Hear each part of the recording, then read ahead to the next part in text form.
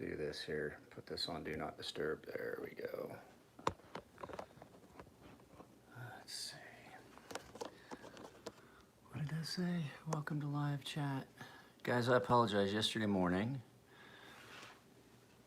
I accidentally set up a live feed that was members only, and then I deleted it, but it didn't delete, and so there was a bunch of people that watched it. It was like 30 seconds.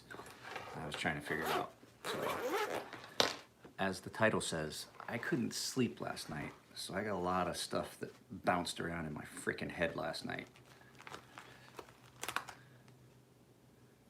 One of them being, who's all here? This should be good.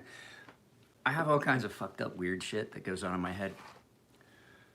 And sometimes it pops out, and I actually have all kinds of weird, funky design ideas that I wanted to do for like t-shirts and stuff, but I didn't know how to do it. I was like, how do I get shirts made? I remember I had shirts made that time, and a lot of you guys bought them, but what I was thinking about doing, because I was talking about this on online with a friend of mine, and he said, why don't you just set up a Teespring shop? I was like, what? And he goes, yeah. He said, you set up a Teespring shop, you put up designs, people buy them. If somebody buys more than 10, you know, you do a minimum run of 10, you get, you know, you get money. They basically, people go on and they order, and it's like a promotion, and if everybody wants it. And I was like, really? So I did look into that. We may do that. Is that something you guys would want to do? I mean, it's not like you're gonna buy them from me, you're gonna buy them from Teespring. I'm just gonna come up with the design. And I have some funky, stupid, weird ones too. I have one that I wanna do I have one shirt that I wanna do specifically just because I want my shirt, I want my sister to be able to have that shirt. Oh, hey. I was like, what? What's going on? Why do I feel like I'm forgetting something? There we go.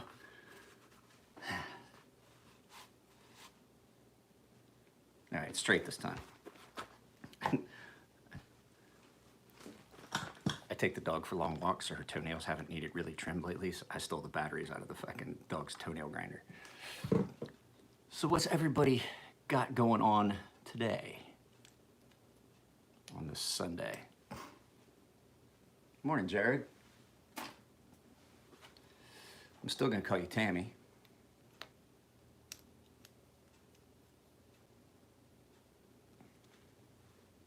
That's better. It's better when it's got a battery in it that isn't dead. So, yeah, I couldn't sleep. I couldn't sleep, and once I did get to sleep, it was late. It was like, I'll say it was like 3. At 5, the birds right outside my window start chirping. So I'm running on like 2 hours of sleep. I'm 100% running on caffeine and inappropriate thoughts. I went grocery shopping 2 days ago, something like that. And guys, I know that a lot of you have sent thoughts on the Arius. It's an okay knife. I did a video about it. I did a video about the Koenig Arius. If you go find it, the only thing that I talk about is that the Arius has got a really strange cutout here where it's really thin across the top and then it's wide here. And for me, with my size hands, it just feels like it forces my hand down into the flipper tab, and the flipper tab on that one is got some aggressive jimping right where your fingers, and so like it's like my hand just feels pinched down into that, forced down into that slot. And so for me, it's not a real comfortable knife to use. I wouldn't ever use one. I love the blade shape.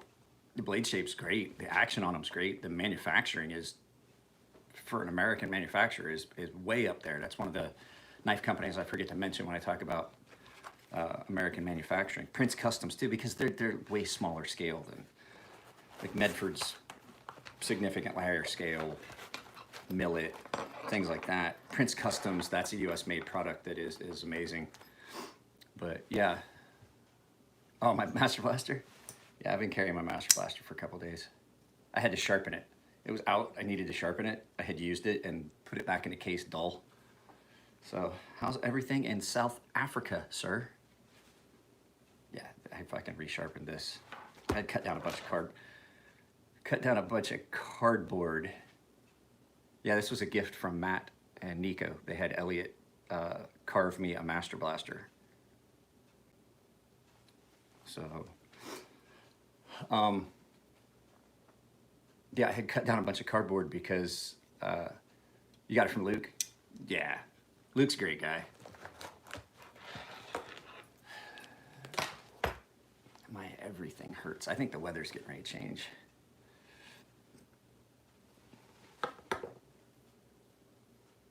There we go. I put beard. I got up this morning and trying to sleep, and I had my CPAP. I fought with my CPAP all night. My beard was all fucking crazy, and it was all tangled up. So I brushed it out real good, and then I put beard cream in it, which is basically grease. It's just lanolin. It's a thing of lanolin. It smells like lemon. Bark River. Okay. I'm just gonna tell you that anything that Bark River makes is a good knife. Any Bark River knife is a good knife. I've never came across a Bark River that I was like, oh, that's a piece of shit. Not all their designs are great. So without even looking, because I have no idea about any of those knife designs from Bark River, I'm just gonna tell you from past experience, having sharpened them, had them come in from a knife professional's standpoint. You know, I'm a knife maker, I'm a knife designer, I'm a knife sharpener. From that standpoint, I can tell you I've never seen a bad one. Never seen a bad one.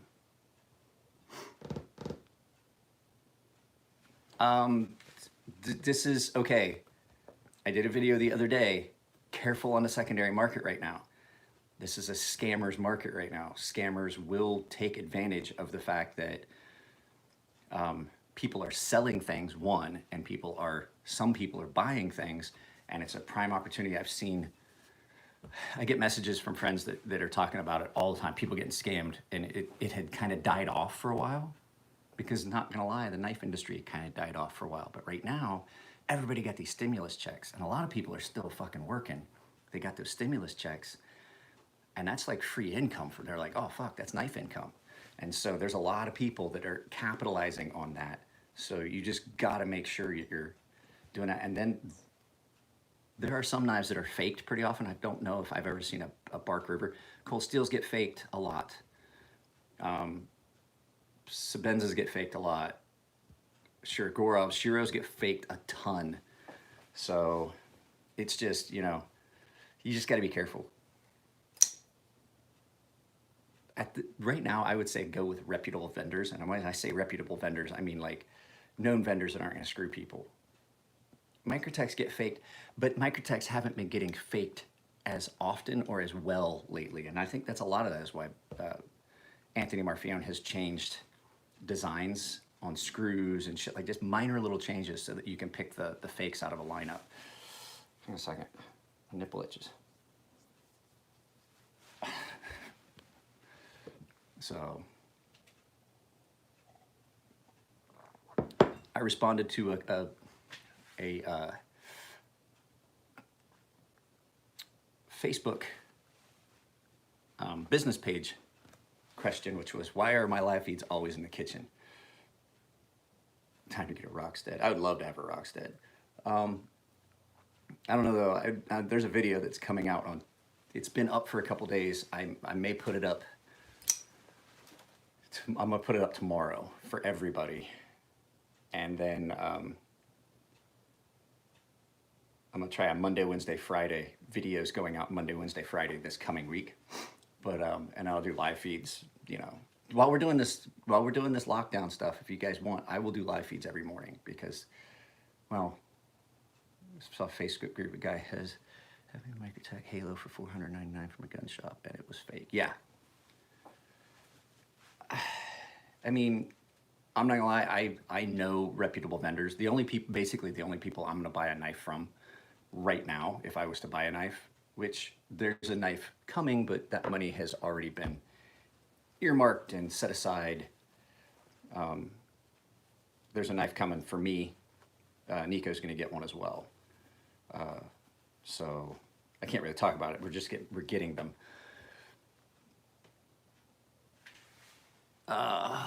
Yeah. But basically, if I was to buy a knife right now, I'd either buy it directly from the maker, like Microtech. If they, you know, if you go buy Microtech, I'm sure that they have a store. I've never really looked. I don't know if they have a store. I would buy directly from the maker if you can't find a reputable vendor. But at this point, either buy it directly from the maker, which you're going to pay more for from a maker. But you also, like places like Blade HQ, Knife Center, those guys do not sell fakes. Blade HQ, Knife Center, I'm trying to think the other one. If you're looking for custom knives, go to Slice. Matt, I sold Matt a knife at the Cali Custom Show that he wanted as a personal carry, and then he carried it for a while and then sold it. Blade HQ, Knife Center. I know Knife Center does points. I still have points with Knife Center. I still fucking have enough points that every once in a while I'll go on and I'm like, oh yeah, I need a new Swiss Army knife. Because at one point the guys on the military base, they were like, hey, I want a good knife, and they're like, this is what I want, like this and this and this. Can you pick me one out? And I'd be like, yeah, I can do that. And I was like, I'll just buy. And I was buying enough knives that I would get a dealer discount, as basically like a small business. And so I had so many points because I would just, guys say, hey, I want a knife like this, and I'd send them a picture, and they're like, yeah, and I'd just order it and then sharpen it and give it to them. So that was kind of cool for a little while. But I had so many points that now, like, I fucking, no joke, I couldn't find my Swiss Army knife the other day, and I had enough points that I just got a new Swiss Army knife Tinker. That's why I have like a bunch of Swiss Army knives. They're not expensive. I love having them around. I'll use one and I'll set it down somewhere, or it falls down in the cushions of the couch or something. And then I need it, and I'm like, oh fuck, I can't find it. I'm gonna need it later. And I'll fucking just order another one.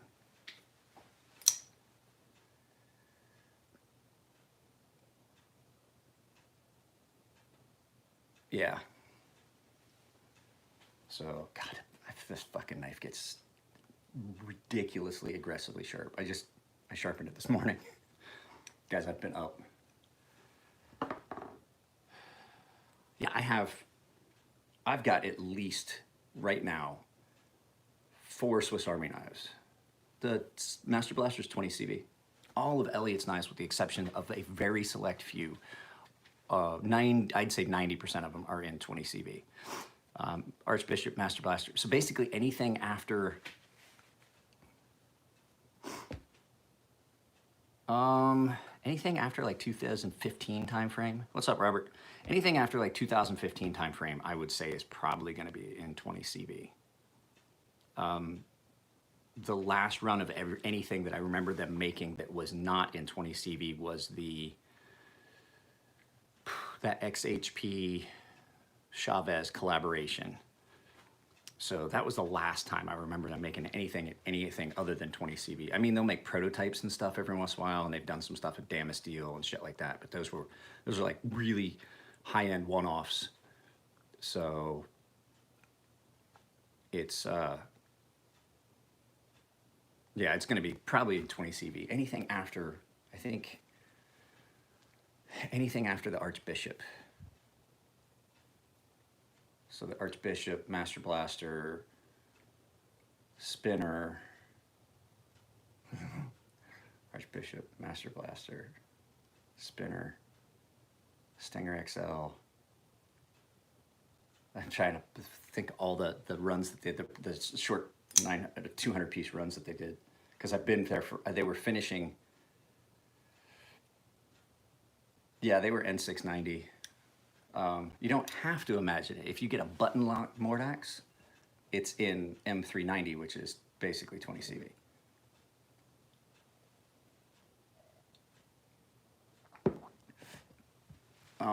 Yeah, I'm trying to think. Stinger XL was 20 CV. Yeah, all of them in the recent have been in 20 CV. Now their production knives are, a lot of them in 20 CV. I think the first run of their production knives was in S35VN. When the button lock one's quick, yeah, it's a good design. It has the flaw. It has the typical ProTech flaw where it's got the misgrind on the plunge, which I really want. I need to get a link to that video sent to Knife Grapes. He follows me, and I was like, the Knife Grapes. Let's see. What else was I thinking about doing? Like I said, a merch store on Teespring. If that's something you guys want, I think it would be easy. The Malice, yeah, the Wee Malice is. It's like a beefy version of the Archbishop. I didn't like it at first, but after I carried the Malice when I had it here for a video, I was like, oh, I really like this. I really do like this. It's a big boy knife.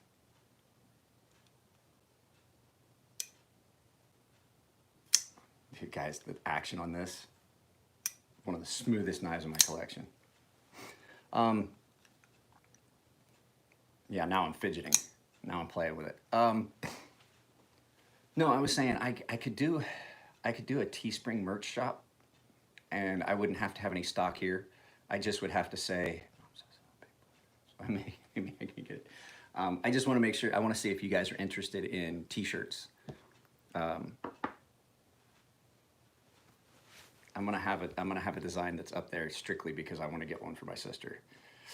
So, yeah, that's something I was thinking about.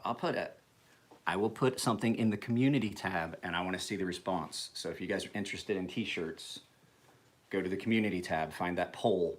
T-shirts, Teespring. Master Blaster is as smooth as hell, but my Stinger XL is the one we'll drop. Ooh, yeah, the Stinger XL. The Stinger XL, I can tell you why. So Stinger XL is a big knife, long lock bar, thin titanium. Those were the thinnest knives they made. That titanium came in well under what they usually use. It was a real thinner profiled knife. And so with that titanium being thinner and the lock bar being real long, you get some really dispersed tension on that. This one has a long lock bar too, that's why it's so smooth. You get less tension on that spring tension that stays and keeps the ball in contact, and so it is smoother, and it has a big detent ball, so you still get really good detent, and then that super smooth drop shot action. I don't know if I would want this to be as drop shot as most of the Stinger XLs that I've seen. I'd be afraid of it. I'd be afraid to drop on my fingers because this is a heavy blade. The Archbishop, the Archies there's not all of them. Mine is super smooth. It's almost as smooth as this one. It's super smooth.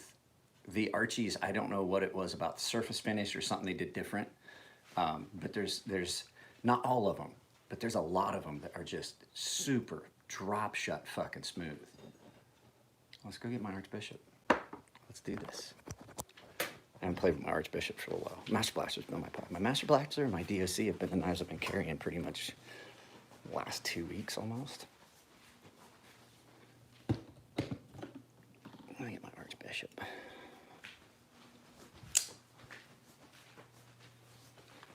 Let's see. Yeah, not quite as smooth.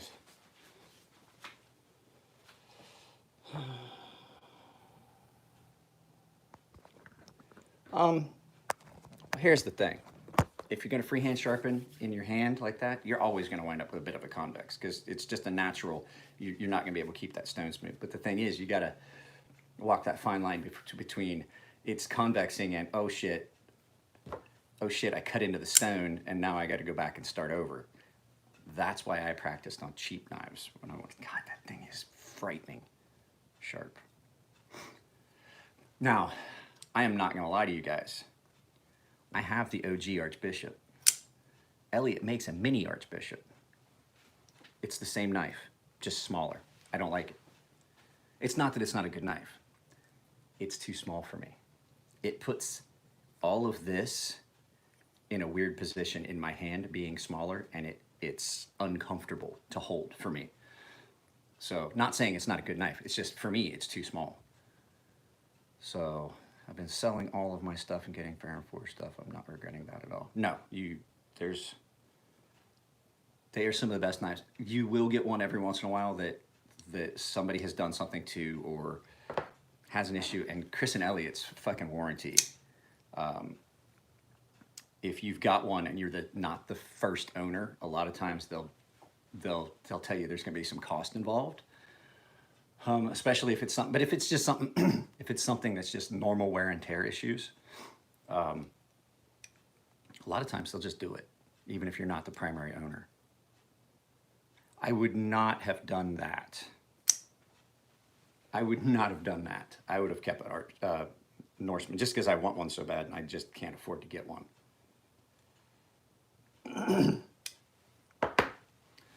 So I shot a little bit of video last night for the sharpening tutorial for the members. It's going to be the first few videos. It's going to be like a series. So it's going to be like 10, 15-minute videos, like step by step. So the first step is going to be, what do I need? And so I walked down through a list of it. I'm not sure I'm happy with it yet. Yeah, if you've got hand, like, I really like this knife. I just wish it was a little bigger. This is another one of those ones where I love this knife, but I love everything about this knife except how at certain angles it feels in my hand. So I'm trying to see, I might flip this pocket clip because I think it's the way the pocket clip sits in my hand. I may flip the pocket clip on this Penguin. But this is a video that I'm gonna shoot this week. This is a QSP. I have two of these. I have two QSP Penguins here at the house.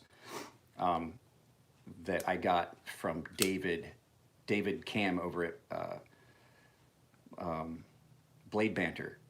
Got one of the guys on the group, the pass around group, to send these to me.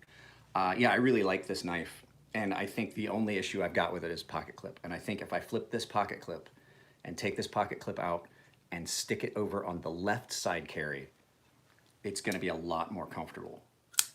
Yeah, I'm pretty sure of it, because it's a great little knife. It's a great little, almost mariner's knife. It looks a lot like a sailor's knife, like something I would have carried in the Navy. But I'm going to take this knife apart for a video as well, like a disassembly. It's going to have its own separate, because I just want to see what's inside a QSP knife. We've never had one apart. We want to see what kind of bearings and stuff they use. And these are liner locks.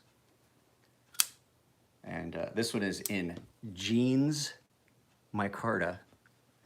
And I know it's hard to see because the light is weird, but I'm going to tell you right now, guys, I really like that material. Like, that is attractive. And that's not like a milling pattern. That is like the denim fiber. That's just the denim pattern in there. It's not milled. That's not a milling mark. That is smooth. That is just the actual material. I fucking love jeans micarta, denim micarta. It's great, especially if it's done well, and this is done really well. So, I just don't like, I'm not a big fan of frame locks. Or I mean, not frame locks, liner locks. Not because I don't think that that the lock, not that I think the lock is gonna fail or anything, just, I got big hands. My biggest problem with a liner lock is I got big hands and I have to kind of get down into it. Yeah, so that's coming. That video's coming. But no, what I'm saying is the members only sharpening tutorial, and that's for the top tier. That's for the like I don't want anybody to get twisted. Like, you don't get access to that just because you were the baseline. The amount of work I'm gonna have to put into that, and the fact that I was planning on doing like a masterclass kind of thing. You can get, so what you get is, if it's not done flat, I've seen bad micarta, if it's not done flat and then they grind it, you don't get the pattern. Okay, so what I'm talking about, it's well done. What happens sometimes is people get it and they don't press it real well, and they get like a high spot or a wrinkle or something in it, and when they're grinding it and sanding it flat, well, what you wind up with is a flaw in the pattern. Like, with a lot of other micarta, it really doesn't matter, especially like paper micarta or something like that. But with the jeans micarta, since it's got that natural denim pattern, if you get a wrinkle or something in it, you get it pressed and then you're grinding it, it's not going to come out. I've seen it, or you get bubbles or voids, stuff like that. And it's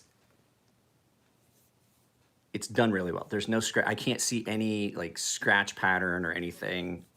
Like every once in a while you get like you get a knife in micarta and the handles haven't been sanded real well, and you can still see like scratch, like sand scratch part or scratch marks from the sanding where it was sanded and smoothed and stuff.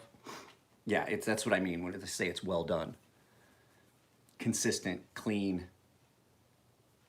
It's the same color from side to side. There's no inconsistencies in color and all that stuff. Does that make sense, Alpha Boss? That's what I'm looking for when I look at like materials. But you don't have to worry about that with titanium. That thing is fucking dangerous. So is this. Yeah, this one's still way smoother. So I've got some micarta that I ordered. I'm not gonna mention the vendor. I got some micarta I ordered that was way coarser than it was supposed to be, and it wasn't, the epoxy wasn't, the resin wasn't well distributed, and so I had, you'd have a lot of peel out of the material, and then you'd have voids. So there's like, you'd be sanding it, and you could see the canvas. It was some black canvas micarta, or black linen micarta, coarse, like the coarse linen. And you'd be grinding and you'd hit a void that was in it that filled with epoxy. And then you get this weirdness where you've got your material, but then there's like a shiny spot where there's just like, it looks like the material's ripped. Do you think the Wee Malice has similar levels of fit and finish to your Master Blaster? No. Well, yes. Yes and no. It has a, okay. The Wee Malice is never gonna be like this. It really isn't. It's always gonna be,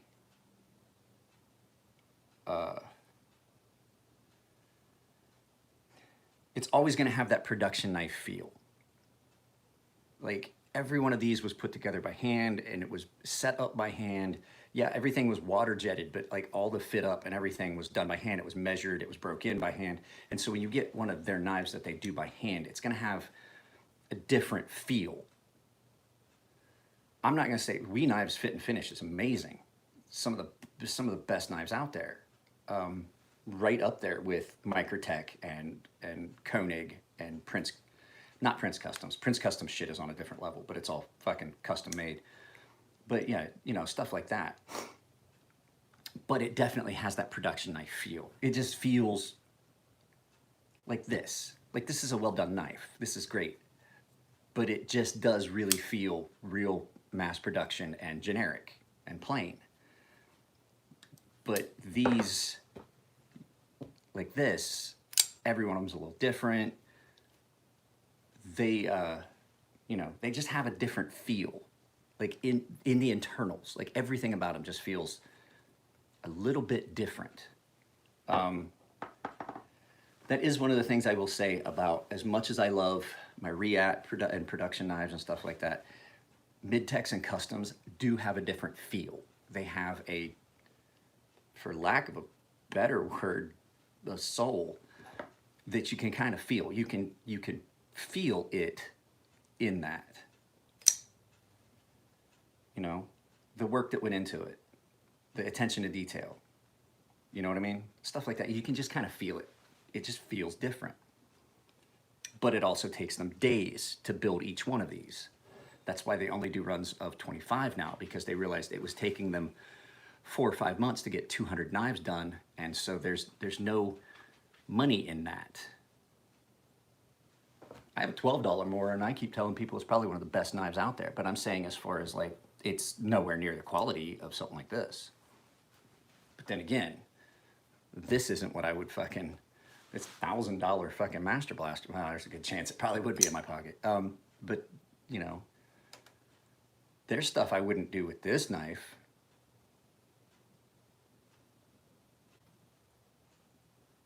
Yeah, the Guthrie Scout is an amazing knife. I love that knife. And yeah, you're right. The customs.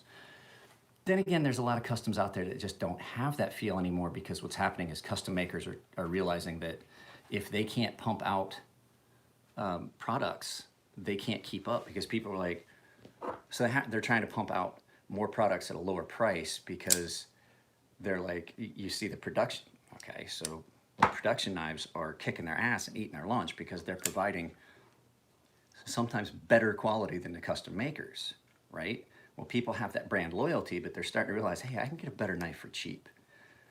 So what's happening is custom makers are trying to push out, and I've seen it, and you can't tell me it's not true. Like people argue, oh, you're full of shit. So what they're doing is they're trying to compete price-wise and time-wise, but the quality is definitely not there because they're trying to rush and they miss stuff. That's why I don't buy. Very rarely will you ever see me buy a show knife.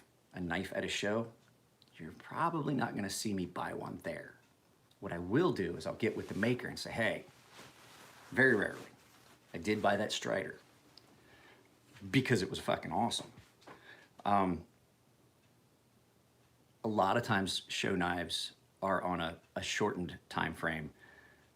Things get missed, things don't get done well. I had a guy buy a knife at a show and send it to me and it had never been sharpened. And I don't mean like, oh, they didn't hand sharpen it. No, I mean like there was no edge on it.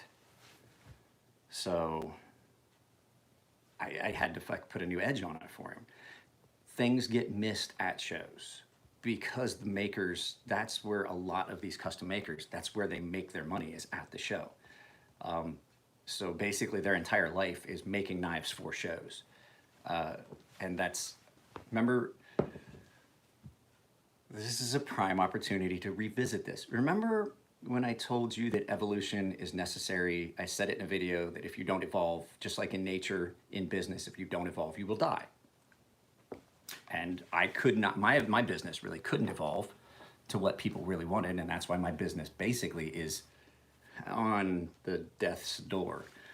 But there's always going to be people who want sharpening, so it's always going to be a viable side income. Like I really, really wanted to keep it as my primary business, but the fact is, until things change, it's not going to happen. So I realized, and I evolved my business back into a side business.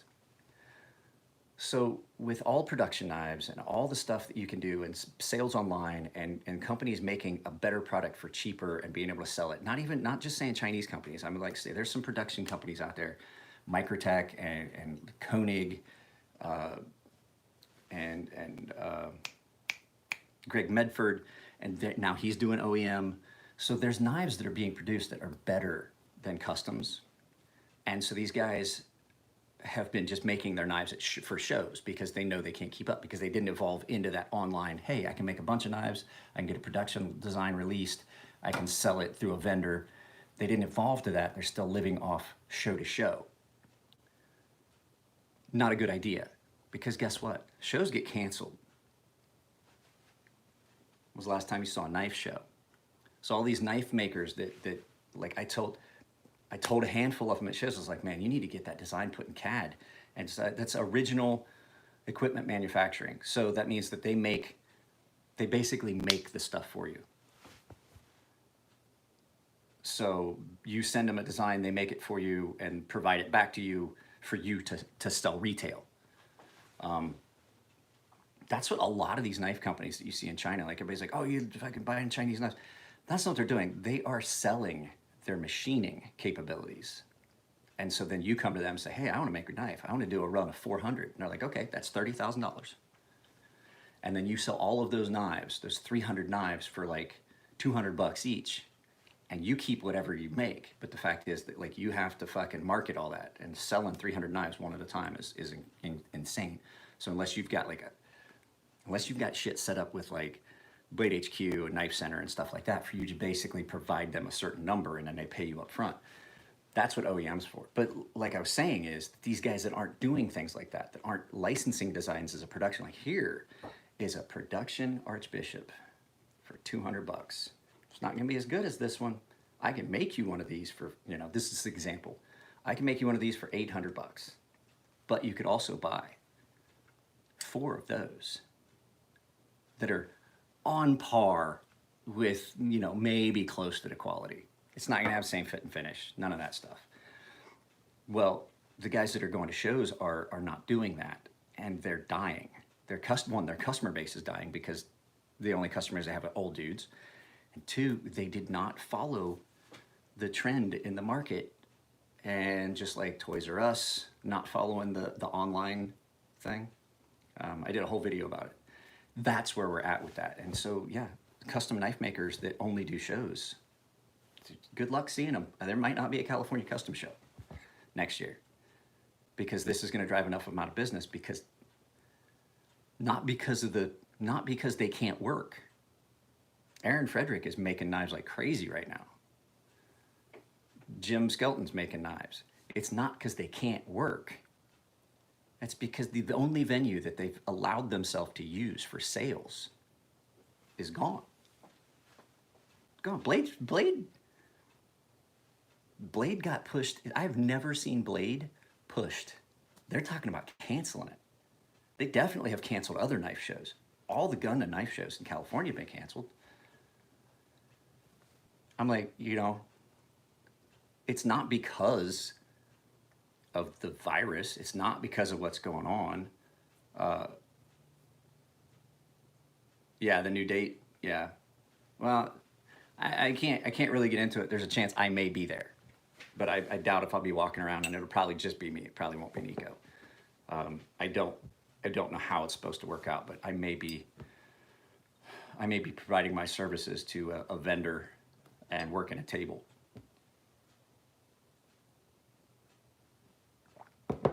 So, oh, I didn't make a whole pot. That blows monkeys. So yeah, that's just my take on it. Like, I hear a lot of, oh, I'm fucking struggling, and they're throwing, but okay, there's a couple knife makers that I watch. I'm not gonna mention them, but they put up videos and then had subsequently taken them down because they got some hate. Like, this is fucking bullshit, and these fucking these production companies are doing this, and they're running us out of business, and and we can't sell our wares because there's no shows. And I went in and commented, and I was like, so fucking license a design. Just fucking make a bunch of knives and sell them on Arizona Custom Knives. I hate saying that because I don't trust everything that happens on Arizona Custom Knives, but they do sell a lot of good knives. There's other ways to market these knives. But for those of you that never heard me talk about it, the analogy I'm making goes along with why there is no Toys R Us anymore. Do you know why there's no Toys R Us anymore? Amazon. And it's not because Amazon fucked them. Amazon came out, started selling everything online, right? Everybody's like, huh, what's going on with that? Except Toys R Us. Amazon started selling everything. Walmart goes, we got to figure this out because they're going to eat our lunch. So we got to capitalize on our brand loyalty. A lot of people love Walmart. We'll do a website. We'll sell stuff online. Target was like, that's a good idea. That's a good idea, because if we don't do this, we're going to lose out, and people will just go to Amazon because of the convenience. But Toys R Us was like, what? Get the fuck out of here. We're not doing that shit. Who's gonna want to buy toys online? You can't go and see it. Everybody wants to go to a toy store. It's the happiest place on earth, right? You know, fucking, I don't want to grow up. I'm a Toys R Us kid. All that shit. We got the commercials. We be toys and shit. Who's gonna buy fucking toys online? And news for you. You know what? Toys R Us did not at all think about the fact that people want to do as much as they can without putting on pants. And if I can buy all my Christmas gifts and not get up from my couch and have them delivered, wrapped with a note, guess what? That's what I'm fucking doing.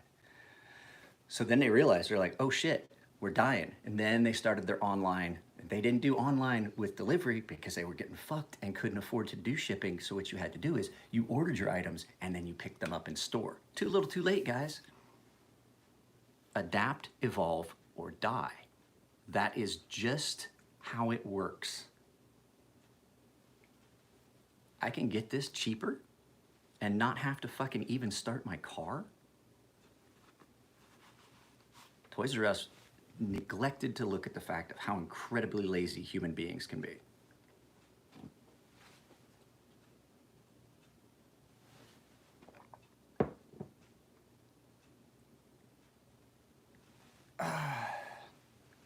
So it's just, it's the same thing.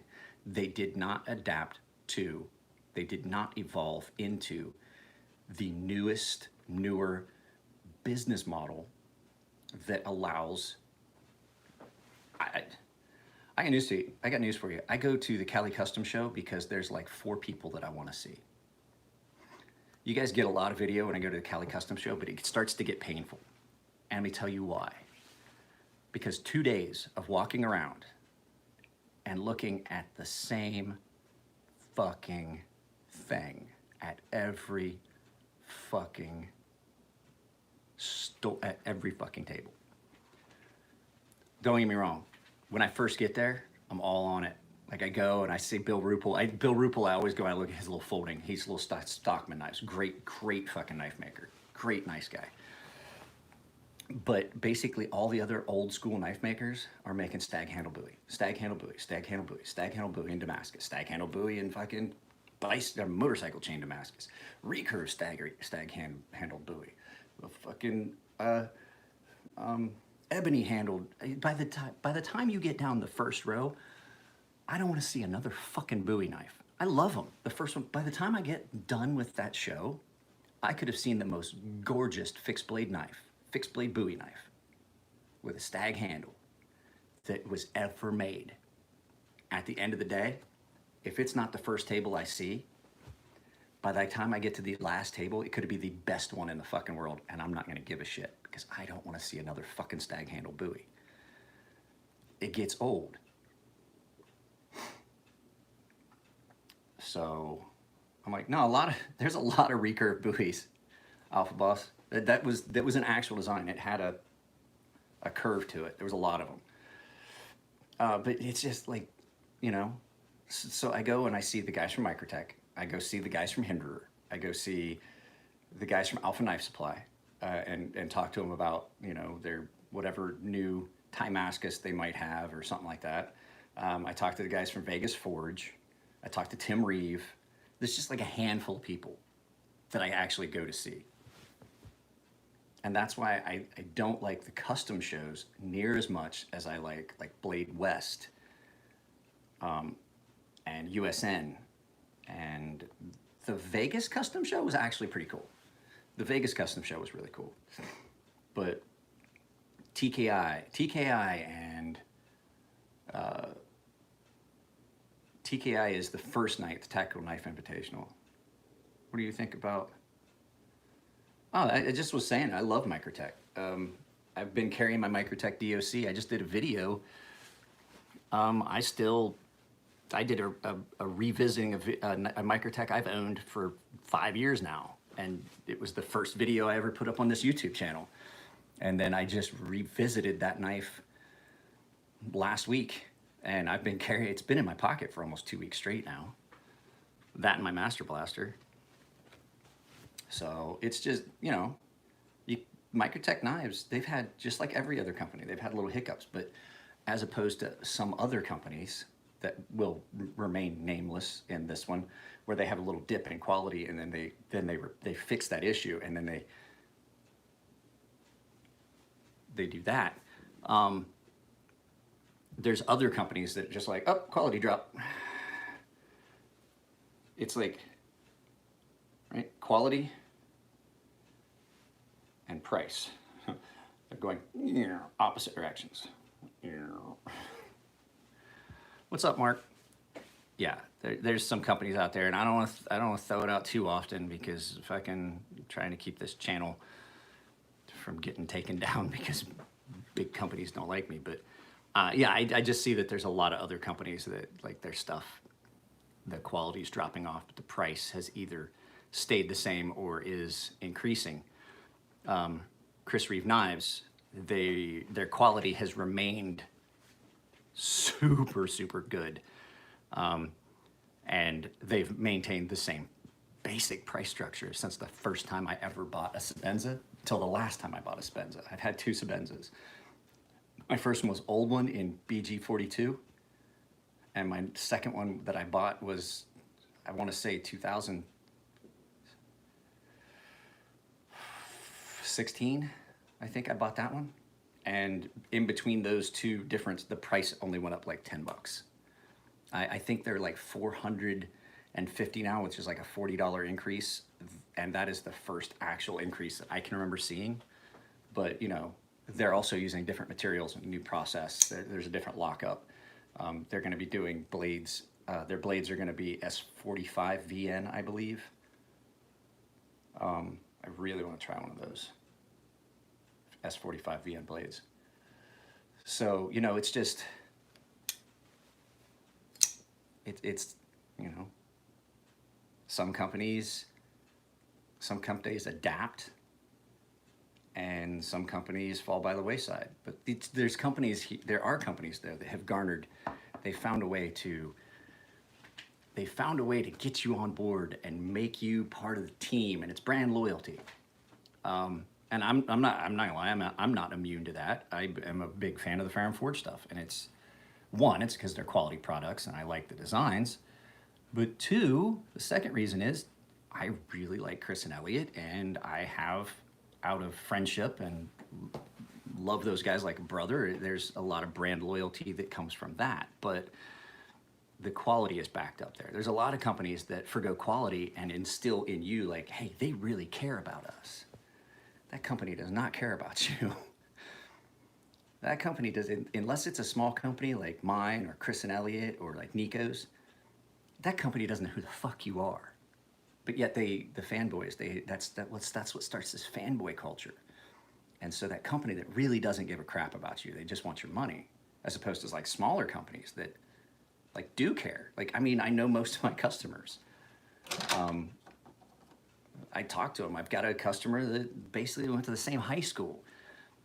That's the difference.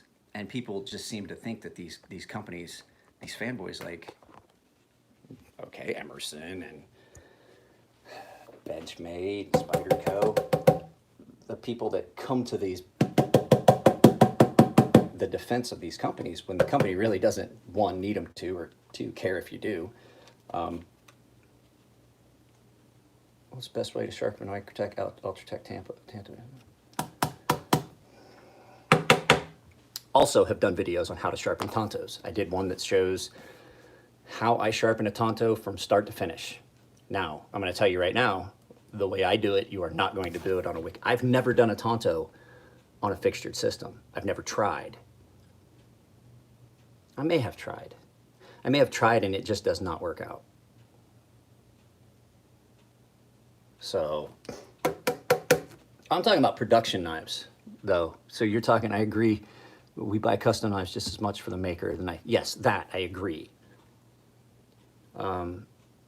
I agree with that, but what I'm talking about is companies, like the bigger companies that can get away with having less quality because they've garnered a sense of, I'm part of the team, and now I'm going to stand up for this company, and I'll buy their products, and it blinds them to the lack of quality. And like I said, I'm not immune to that. I have found flaws in knives years later, after the honeymoon period wore off.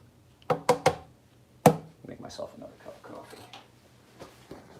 Sorry about that, guys. Whew. I grabbed my phone and turned it off. I thought I lost you for a second. And it's a strategy. Companies do that. Companies like Gillette and things like that, they do the...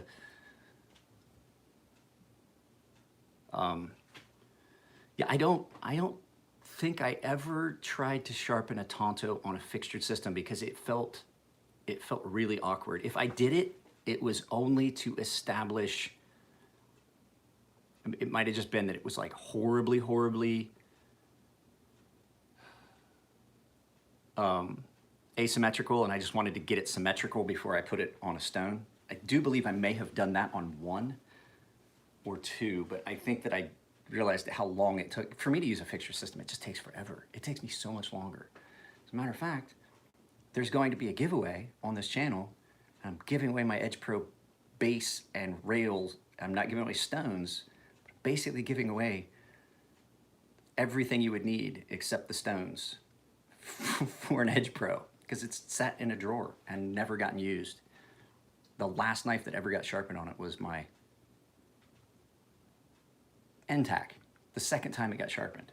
It's the last knife I ever sharpened on it. I don't even offer a set specific angle anymore because I have to charge it. People like, oh, you could use an Edge Pro. Yeah, I could. I'm not gonna, but I probably could. You're absolutely right. I have to look at my nose for a second because I'm using the can of coffee that I'm about to make a cup of coffee with as a iPhone or a camera stand. So, dude, how did we digress this? You guys get me. See, I should look at something like that. I should just do a post. Like, hey,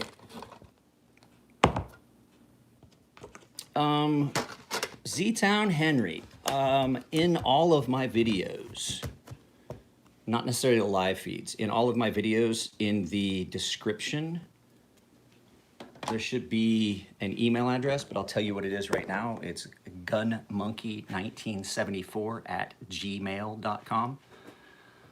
And that's the easiest way to, that's like the best way to get a hold of me. Cause like, I know that on my videos, I have my business card that has the phone number and everything. I don't answer my phone. My phone's on Do Not Disturb and stays that way because I get so many weird calls because my phone number's on YouTube, one. And two, I mean, don't get me wrong, I check messages and then I will contact you back, but like calling me is probably not gonna get you through real quick. Texting me is not a good option either. If you text me, you'll probably get a canned response of, hey, shoot me an email to gunmonkey1974@gmail.com. And a lot of times I'll just text you a link to my price structure that lays out what you need to do. And then when you contact me, then we work out the, you know, what knives, what grit, what your estimate is, because I charge the baseline charge up front. And if there's anything that has to be done, like say you send in a knife and you're like, yeah, I need this sharpened at 10,000 grit, and I get the knife and I have to do chip removal or tip repair, or if it's really, really poorly aligned and I have to reprofile the entire edge, then I account for how much additional time.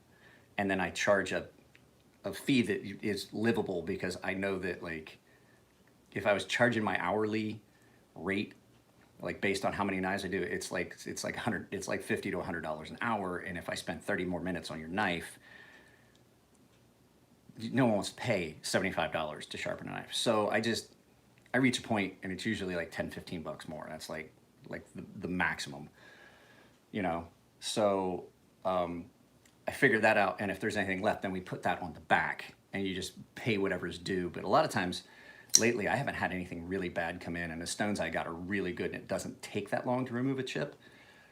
So basically the video lays out the price structure, the different tiers. There are some exceptions to that, like recurve Tontos, like the Norseman, that's not a standard price. Double edge blades, those start at 35.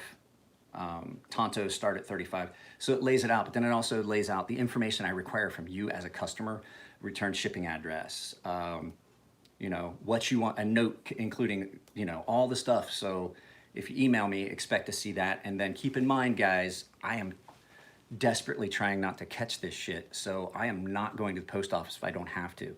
If you want your knives back in a timely fashion and to save yourself the $5 handling fee for shipping and handling, just print out a prepaid shipping label and throw it in the box with it.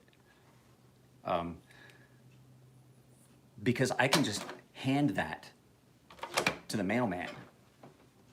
I can just hand that to the mailman and not have to go to the post office. Our post office is in a shitty part of town. Always surrounded by homeless people. There's homeless people hanging out in the lobby. And I don't want to have to drive to the next closest one, which is way farther away. So for me, it just makes sense for you guys just to include a shipping label. I would much prefer that, because then the shipping and handling, yeah, shipping, of course you got to pay the shipping. But the handling charge, I don't have to charge you that if I don't have to go. Because once again, how much can I do without putting on pants? That's the cheapest. I mean, that saves you $5 right there.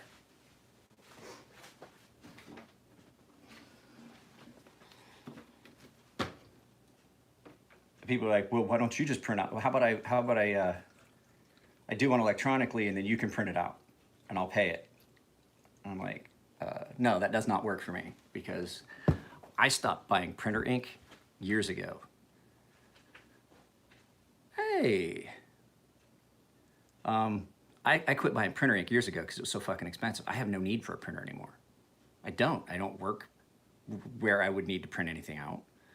I'm not working from home anymore from the government where I would need to print out documents that I would have to highlight and then scan. I don't need any of that stuff. So people are like, well, if you just bought a printer, you could just print out your own labels and then not charge me handling. I was like, no, if anything, it would be more expensive because now I have incurred a new cost. If you provide the label, I have not had to do anything new.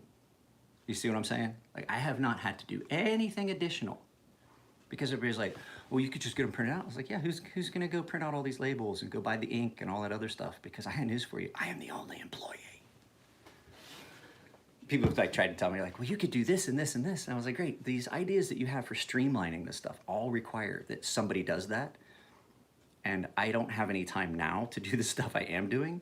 So that would mean I'd have to hire someone, which means that's an additional cost. I can't afford to pay myself right now. What makes you think I can pay someone to do all these other things? So right now the business, it is what it is because like we talked about evolution. I currently am in a position where I absolutely cannot evolve. My business is stuck the way it is right now until industry changes or this YouTube channel takes off and starts to get larger and I get more exposure. But right now, it is what it is, and I can only do what I can do right now. Sorry, I've got to get water. Hey, it's one of my New York buddies. Did you see the thing? Are you just now getting a notification, or did you even get a notification? Because I did a video as to why people aren't getting notifications. If you turned off YouTube notifications on your device, then you will never get a notification. It doesn't matter how hard you hit that bell icon and how often you say you want all notifications. If you say all notifications and then turn off YouTube notifications, you will never see anything that I put up come up as a notification. Oh, you just got up?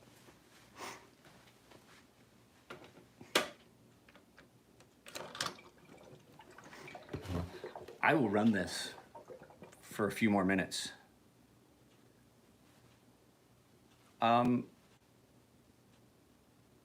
did a video about just my standard pricing structure. You mean I don't know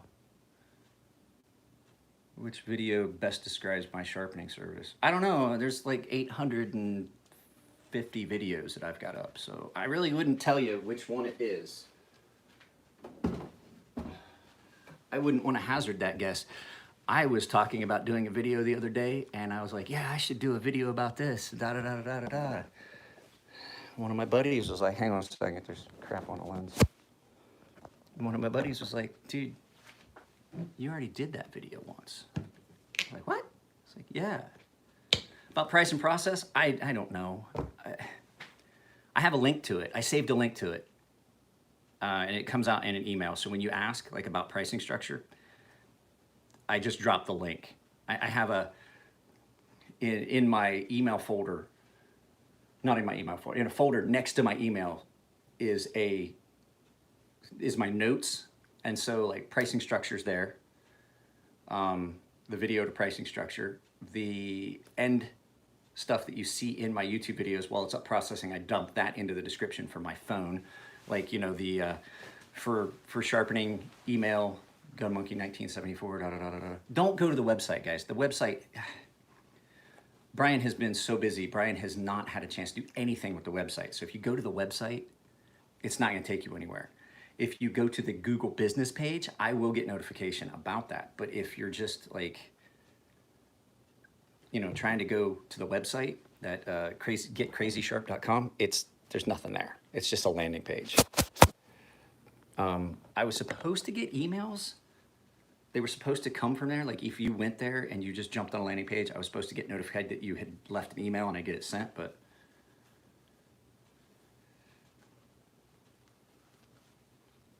sometimes. A lot of times. I mean, I don't know. There's a lot of homeless people there. I could probably get away with it. They'd be like, oh, it's just another homeless dude. But I prefer to put on pants when I go out in public. There's a lot less screaming. So, I got a couple more minutes. I'll stay on here until my kid gets up. She should be up here in the next few minutes.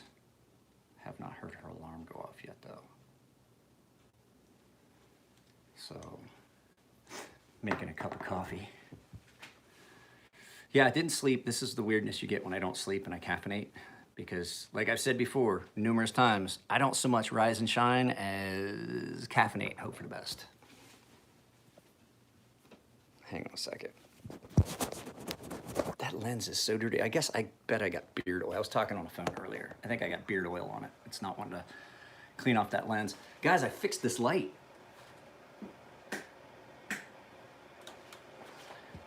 That is an old light. They don't even make bulbs for that anymore. Do you know how hard it was to find new old stock bulbs for that old fucking 30-year-old lamp that's in my kitchen? And I was looking at it, I was like, fuck, dude, because like those aren't real popular and they're hard to find, the round ones. So like I was looking at it, and if I take this off, apparently whoever owned this house before us smoked heavily, because I was like, you know, fuck it, I'll just take that light down and I'll just mount a fucking drop light. I'll just take this one out and this one out, and I'll just mount two fucking, round fluorescent tubes, the round ones. They're hard to find. It's this style, the connector. So they used to have a 5-pin connector, or they have a 4-pin connector now, but these are 5. So it's really hard to find bulbs for that. So when this set of bulbs goes bad, but we've lived here for 10 years, the first time I've ever had to replace lights in it. But I was gonna take both of these down, and so I started to take the mounting. I was like, fuck it, I'll get a couple of those, the fluorescent tubes with the diffusers, and just put them in here. Nice looking ones with LEDs, strips, and I'll just put 2 in, and then it'll light the kitchen up better than what it is now. I would have to paint the entire kitchen. I took this light down, and that light, I took them down, and whoever did it painted around them nicely, but the wall underneath is fucking like that, like my cabinets, just covered with nicotine and tar, and I was like, fuck me.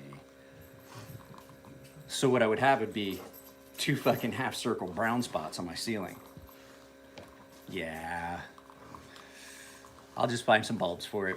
I bought bulbs for this one and that one because I knew I could find them. So that one still works. That one has got one more. This one has 2 bulbs. That one only has 1. So yeah, that was fun. Is the kid up? Come here, Kyan. Come here. Come here. Come here. Jump up, Kyan, up. Come here. Up. Come here. Up. Good girl. You trying to show everybody your toy? You knew I was trying to get you in a video, huh? Oh.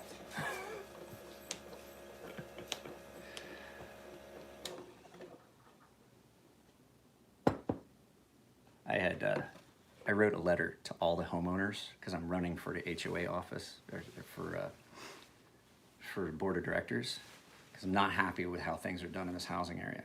And it's not that I don't like anybody that's on the board, I just don't like the way they conduct themselves and the decisions they make and what they do with our money.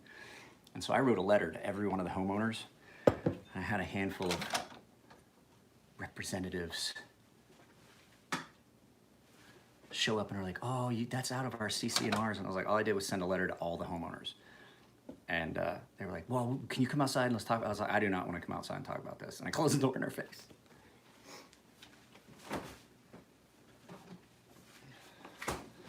I'm not about the politics of this HOA. I'm about the fact that I pay $360 a month for this HOA, and I'm not seeing much in return for that. I got a pool that they can't keep. $360 a month from each home. $800,000 a year. And they can't heat the fucking pool year round. There's a lot of units. A lot of money coming in. And I'm real upset about the fact that I don't see, the only amenities we have are a pool and a hot tub. Hot tub quit working the hot tub quit working last summer. Coming up on this summer, it still doesn't work.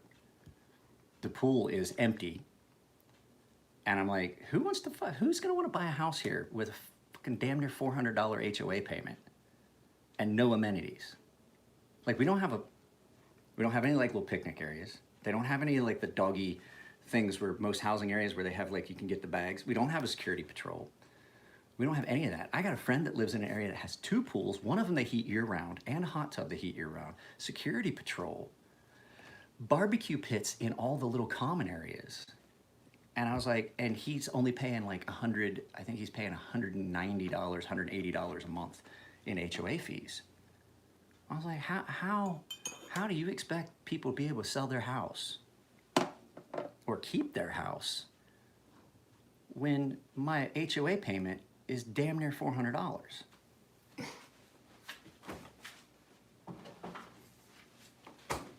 If I was to add that to a mortgage payment with a house with no HOA, I could have bought a fucking house for damn near twice what I paid for this one and still been able to make the same payments that I'm making now.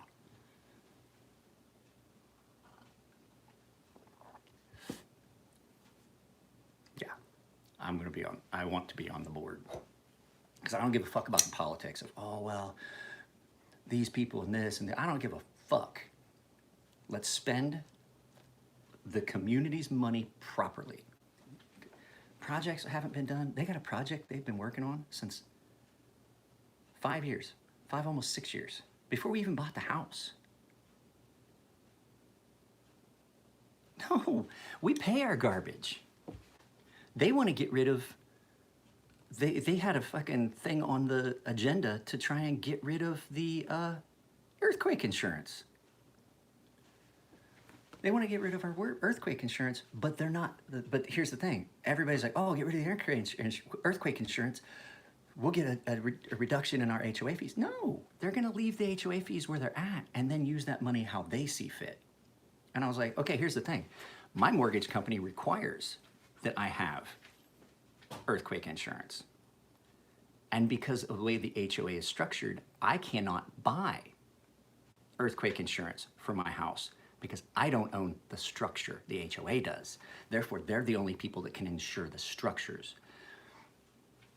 And they set this up years and years and years ago for this earthquake insurance. So the premiums are like locked in and cheap. And if they get rid of it, we can't afford to get it back. I can't afford to put earthquake insurance, even if I could get earthquake insurance outside of the fact that the HOA owns the structure and I own the interior and they're responsible for it. Even if I couldn't afford it. There's no way I could afford earthquake insurance. It's fucking expensive. I live in an earthquake zone. I can't afford that shit. Automatically makes my premiums higher. And so, like, they want to get rid of it. And I was like, no, here's the thing. That earthquake and hazard insurance is part of the terms of my mortgage. I will be in violation of my mortgage agreement if they take away that earthquake insurance. And I have no course. I have no recourse, no way to get it back, because like I said, I can't purchase earthquake insurance for this house because of the way the HOA is set up. And that means that I would, like, they will find me in, I forget what it's called. I'm not in compliance with my mortgage agreement with the company, because it's one of the requirements. You know what I mean? We got a maintenance crew that doesn't do anything. We got as far as I can see, they're not really doing anything. We got a manager that you ask him what's going on, what projects, what's going on with this? How come this isn't fixed? I talked to you about this. Have you seen this? Oh, well, I don't know. I'll have to ask the guys when they come back. You're the fucking manager. You should be out there looking.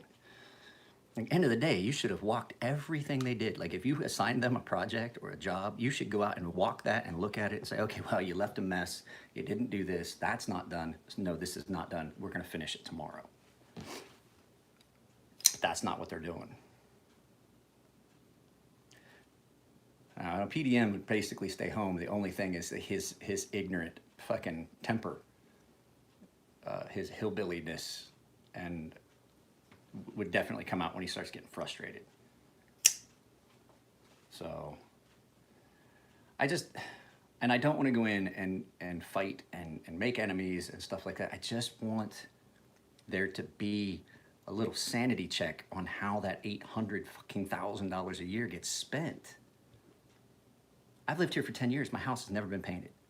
The only thing on this house that's ever been painted was the garage door, and I fucking painted it myself because they wanted to charge my landlord at the time to have the guys. I was like, wait, you guys are responsible for all the exterior of the house, right? All the painting. Why would my landlord have to pay to have the crew come do it? So what they did was they gave me the paint as the tenant. I painted my own garage door. What am I paying the HOA for? What? Never once painted my house. Never once. I got a fucking chunk of wood that sticks out. It's just full of termites. Like, it's fallen off. Like, it is rotted the fuck out. And they didn't replace it before they tented my house for termites. I'm like, well, great. What about the fact that they can get in right there? What are we gonna do about that? Because I had termites. And their response was, oh, well, you won't see any signs of termites for 5 or 6 years. I was like, signs, yes. The damage has already been done for like 5 or 6 years. I mean, like, really? That's your response? Sean, at least you logged in. Sean is a new member of the channel, paying member of the channel. I was just telling Sean, I can't remember, are you the premium tier or the baseline tier? Because I'm shooting videos that will only be for the premium tier, the sharpening tutorials. Baseline? Okay. Yeah, I'm starting to shoot. I started it last night. Like, I got to review it. I want to see. The reason I want to review it is I want to make sure I don't go off on a fucking tangent like I did now. I want to go through the video and make sure it makes sense. So I just couldn't remember. And Drew L also joined. He's a premium member. So I've got, there's like 6 people. There's like 6 people that have paid membership on the channel, which is cool because there's right there that covers something that I wanted to do monetarily. There's something I wanted to do, and I'm gonna do it. Well, actually, I already did it, and so when I get that paycheck from Google, I'll just reimburse myself, and then the rest of it will go back into the channel. I bought a top for this frame out here because right now I have a, guys, I'm not gonna lie, I tried this yesterday. So it's been warm. It's starting to get hot in the house right now. I'm gonna take the sweatshirt off. But you getting ready to run? You going out to run? Okay. I was just waiting until you went to run to finish this video. I had a tarp. And you remember me talking about that my canopy was leaking and ripping? Well, it completely fucking ripped. So what I did was I took this green tarp. And so it's good. It gives you shade. But once the sun starts pounding on this, oh my goodness, guys, it is so hot up under here. At least it doesn't come down and block wind, so you get some good wind. But yeah, this definitely was warm under here yesterday when I did a little bit of sharpening and stuff. But I still got my light connected. So this frame is still good. This is a great frame. This is the first frame I bought. And so I bought an 8x8 pointed top covering for it. So I will have a new thing on it, new top, new cover. So, and I bought a fairly nice one. So hopefully, not as much as a brand new full frame and canopy, but it definitely was more expensive than the last cover I bought. So, all right, guys. Well, the kid's going for a walk. I gotta take the dog. Kid's going for a run. I gotta take the dog for a walk. Like I said, I'm gonna try and get a video up for the members today, and I have not decided. I have 2 videos that are already up to members. Sean, I don't know if you saw it. If you go to the community tab, there's 2 videos for you guys that are members that you should be able to log in and see. I'm trying to, I was talking with Google and stuff in an email, had some questions about like membership stuff. They are working on it so that when I post a video up to members that you get an email. But if you want notification of me putting stuff in the communities tab, make sure that you have both YouTube notifications on your device on, and then all notifications for the channel on, and then go through and just turn off notifications for stuff that you don't want to see. Like there's some channels that put up content all the time and you just get YouTube, YouTube, YouTube, YouTube. So just pick and choose what you want, and then you'll see everything that I put up on the channel that way. So I was gonna do a video about that, but it's gonna be hard to do because I basically would have to do screen capture and then voiceover. So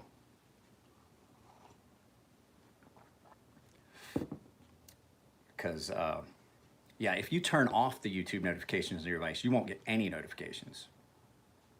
I blamed YouTube way too long for this. Turns out we're all just a bunch of hillbillies. Robert, yeah, I'm gonna end this. I don't know, I may do another feed on Instagram, or I may do an Instagram live feed later. I don't think I'm gonna do any sharpening or anything today. Just a little bit of video editing. I may shoot that other video. I got 2 more videos that I need to do. I do have to sharpen this Roxy for a final look video because it has gotten some use. This is David Horstman's Roxy 4. I'm gonna do a video about that. And then once I do that video, I'm carrying the Penguin, the QSP Penguin. I've been carrying it in with my other stuff. I really do like it. So we're gonna do a review of that. So there's 2 more videos. I might shoot them both today and get them up for members, and then the other 2 will go up Monday. Monday will be the first video going up, and that is a field trip to Nico's shop, so that you guys know what's coming up. Nico has kindly taken a good video of like the basics of hydrographics and shot it, and I edited it for him and did transitions and added some music and sped some stuff up, so it wasn't a really long video because there was a lot of stuff that he shot that was just no sound. It was just him spray painting and stuff like that. So I did that video, but we definitely got video of him dipping some parts and how the process goes and how everything works, and so that you can kind of see what he does. But because like I said, all the stuff that he does on all those weird round products and things like that are things that you could do on knife scales, sheaths, gun grips, tool handles. Like, I mean, there's so many things you can do. Paintball guns, like anything you can think of that it would stick to, he can do. Cabinet doors. Nico did these. That's hydrographics. That's not wood. That's hydrographics. Nico dipped. Like I'm saying, like that's not like to do hydrographics on something that large. That's why I have no cabinet doors down here. Those cabinet doors are out because Nico is doing them. Right? So I gotta take the trash out. I got the trash all together this morning. This cabinet, I think this one's my favorite one. But like that stuff. And people are like, oh, well, what can you do with what's hydrographics? How's that pertain to knives? Like I said, all that stuff that I just showed you, he can also do if you find it. I've got pictures on Instagram of my SIG grips that he dipped and all that stuff. But yeah, like I said, that video is already up for members. Tuesday, I'm gonna release that for everyone. I know, I'll do it Monday. I'll do Monday, Wednesday, Friday this week because I've got I'll have 4 total videos up.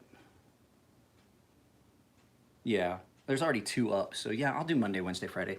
I was trying to just set up a schedule of that the videos would be released at the same time and day. I just don't think I'm gonna be able to do that because shooting and the fact that even though I have that compromised immune system stuff and I'm not working and I'm on disability and the doctor did all the paperwork and everything, I have a full face respirator that is better protection than anything that my wife has. She can't wear my respirator, it's not the right size. So I have been doing our shopping because I don't want my wife to go out and get sick because I have better PPE. So better PPE mitigates that really well. And so when I get done at a store or anything, I stand out in the parking lot in the sun for a few minutes, just allowing the sun to kill off whatever's on me. And I get in a car and I wear my mask all the way till I get home. And then I kind of strip off the top layer and I come in, I wash my hands real good. Then I take off my mask and then I wash my face. And then I have had no problems. So people look at you funny when you're wearing a full face respirator, but I don't fucking care. Because very rarely am I changing. Like, I've seen so many people, like the typical people that you see that would be like so into themselves and wearing dressed up nice and neat, like the soccer moms that always wearing a fucking dress to the nines when they go fucking grocery shopping. Nah, I saw a bitch wearing a fucking bathrobe. A chick that I recognized. And I'm like, man, she's a dance instructor at the one little place over here, and I've seen her. She's put together well and attractive, and she's in a goddamn bathrobe and like fucking flannel pants and a fucking pair of slippers, just pushing a cart around the grocery store like. And I'm like, oh, this is a disappointing state of affairs.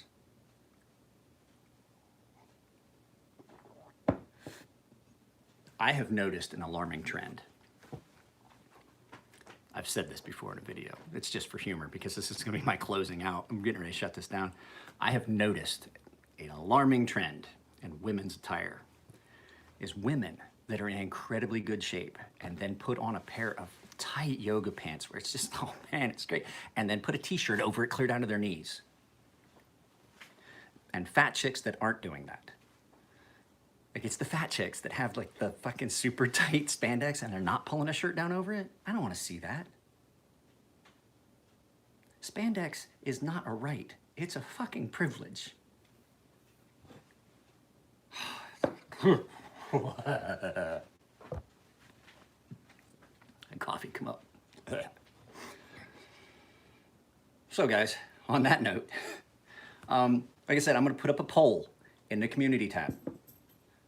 If you haven't liked the video already, I would appreciate it if you do. If you don't like it, give it a thumbs down. At least that way I know. And like Nico said in the video that I'm going to put up tomorrow, if you don't like it, tell us why. Because we can't grow the channel and change content. So, guys, take it easy. I'll see you next time.